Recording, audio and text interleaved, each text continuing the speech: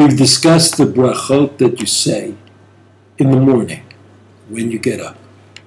And we've also discussed the fact that Birkat HaTorah leads us to an act of Talmud Torah, and that is clearly defined for us in the Siddur itself. There's one more group of texts that we say every morning, at least according to the Siddur. In the Shulchan Aruch, Siman Aleph, the first chapter, paragraph A, 5, number 5. Tov lomar parashat ha'akedah, parashat haman, v'aseret hadibrot, u'parashat olah u'mincha u'shlamim v'chatat v'asha. It's good for us every day to learn through the portion of the Torah about the sacrifice of Yitzchak, the portion in the Torah describing the man that the Jews ate in the desert, and the Aseret HaDibrot, the Ten Commandments, Uparashat, and the Parashiot in the Torah referring to the Korbanot called Olah, that's the Korban that is completely consumed and goes up, the fire goes up to heaven.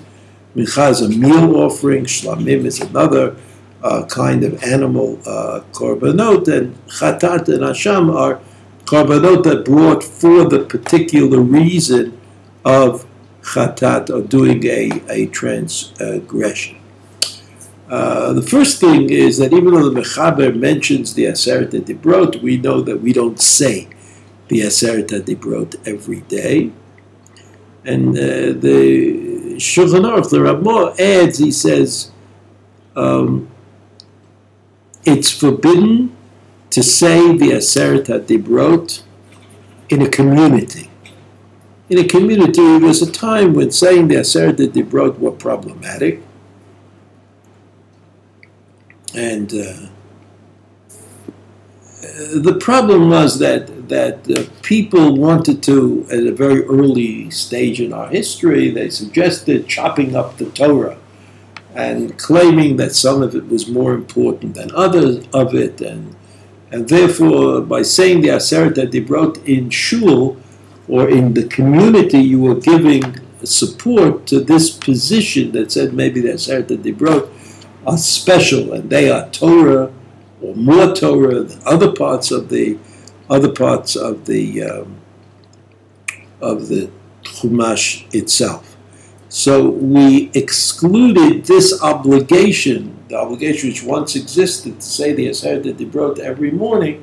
We stopped saying it because there was a downside, and the downside prevented us from saying that. But the others we still say, Akedah and the Man and the Parashiot of the various Korbanot.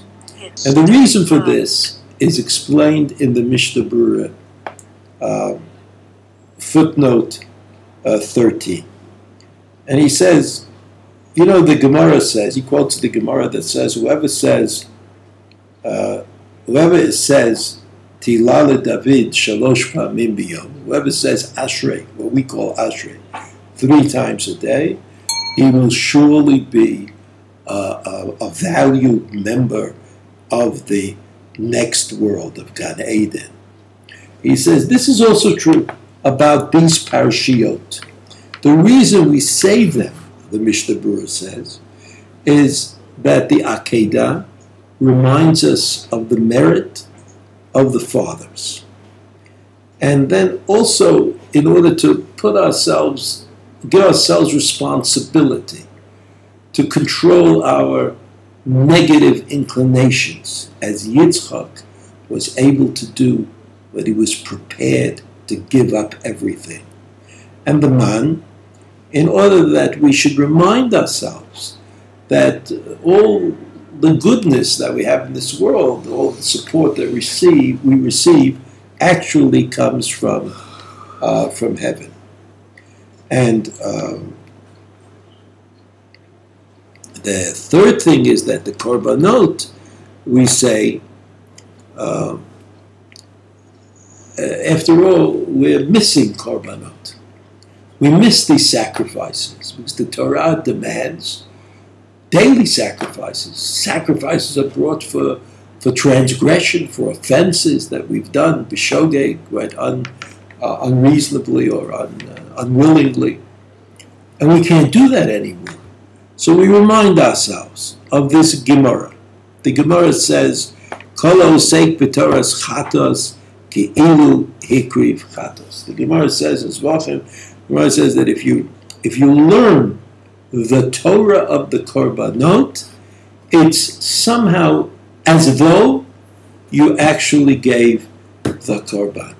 So the Mishnah Berurah summarizes that he says that these are parshiyot that teach us the essential midot, the essential human qualities that you have to have in order to be a functioning Jew. You have to have Mesiras Nefesh, you have to have devotion and dedication to Judaism. You have to understand that Parnassah all comes from heaven, and you have to understand that there's a lack in our lives, that we cannot do the Torah as the Torah directs us. We can't give the Korbanot. And we hope that by learning the Korbanot, as the Gemara says, we somehow make up for that lack in the eyes of heaven.